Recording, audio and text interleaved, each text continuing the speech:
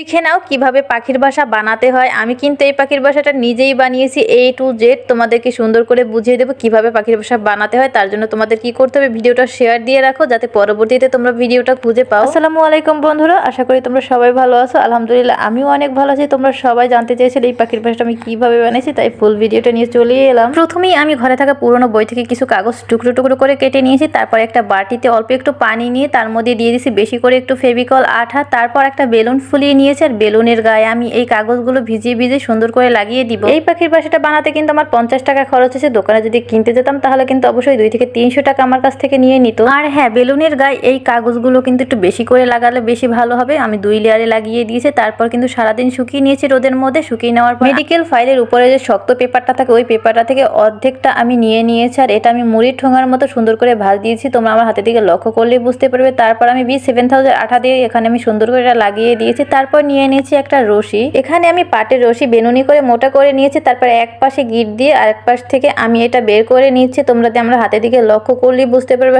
সবকিছু তার মুখে বলে বোঝানো যায় না। তারপর আঠা দিয়ে আরেকটু সিকিউর করে নিলাম। এখন এটার ভিতর দিকে সুন্দর করে আঠা লাগিয়ে দিচ্ছি। তারপর আমি যে আগে থেকে বেলুনটা রেডি করে রেখেছিলাম ওইটা আমি সুন্দর করে বসিয়ে দিয়েছি। তারপর আমি মার্ক করে নিয়েছি কোথা থেকে আমি পাখির বাসার মুখটা করব। মুখটা কেটে নেওয়ার পর আমি কিন্তু বেলুনটা এখানে বের করে নিয়েছি। তার আমার লাগবে 2টা সুতো, আর লাগবে এই যে খড়গুলো। এগুলো কিন্তু ধানের গাছ। কে কি নামে চিনো অবশ্যই কমেন্ট করবো। আমরা কিন্তু এগুলো খড়কুটো নামিয়ে চিনি। তারপরে এই খড়কুটোগুলো একটু নরম করে নিয়েছি আমি। তোমরা দেখতেই পাচ্ছ পানি দিয়ে পিটে পিটে নরম করে নিয়েছি। এগুলো অনেক হার্ড ছিল। এখন তোমরা আমার হাতের দিকে লক্ষ্য করলেই বুঝতে পারবে আমি অল্প অল্প করে খড়কুটো দিচ্ছি আর সুতো দিয়ে পেঁচিয়ে নিচ্ছি। আর একটা কথা, আমি এই পাখির বাসা বানানোর আইডিয়া কিন্তু পিন্টারেস্ট থেকে নিয়েছি, আর নিয়েছি ফেসবুকের একটা আপু দেখেছি এরকমের করে পাখির বাসা বানিয়েছে। কিন্তু উনি পাখির বাসাটা বানিয়েছিলেন পুরনো ঝাড়ু দিয়ে, আর এরকমের বেস করে আমি ওনার থেকেই আইডিয়াটা নিয়েছি। কিন্তু ওনার পেজের নামটা আমার মনে না থাকায় আমি ওনাকে মেনশন দিতে পারলাম না। তোমরা যদি কেউ দেখে থাকো এই আপুটার নাম জেনে থাকো অবশ্যই নামটা বলে যাবে। যাই হোক, আমি কিন্তু অল্প অল্প করে খড়কুটো দিয়ে তারপর সুতো দিয়ে সুন্দর করে পেঁচিয়ে নিয়েছি। এই পর্যন্ত তো আমার কাজ অলরেডি ডান। আর বিশ্বাস করে এটা বানাতে আমার অনেক কষ্ট হয়েছে। তারপর নিয়ে নিয়েছি ফেভিকল আঠা, আর নিয়ে নিয়েছি পানি। তারপর আমি ফেভিকল আঠা আর পানি একসাথে মিক্স করে নিব।